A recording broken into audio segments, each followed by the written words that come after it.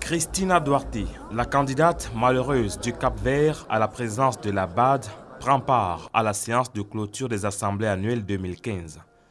Le candidat tchadien, arrivé en deuxième position, a apparemment quitté les lieux. Le vainqueur nigérian, le docteur Adesina, est présent après avoir fait un tour dans son Nigeria natal juste après son élection. Le Cameroun, quant à lui, fait l'objet d'une cour assidue de la part de potentiels investisseurs. Plutôt une bonne nouvelle. L'Afrique et le nouveau paysage mondial, c'était le thème des travaux. En ce thème qui traduit la crise mondiale, la Cap-Verdienne voit plutôt une chance pour l'Afrique.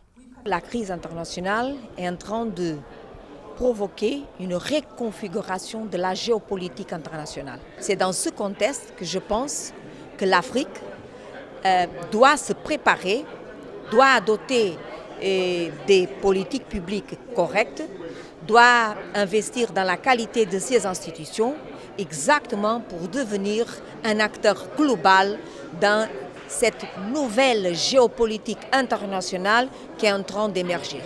Le docteur Kaberoka s'adresse pour la dernière fois au gouverneur dans une assemblée annuelle de la BAD.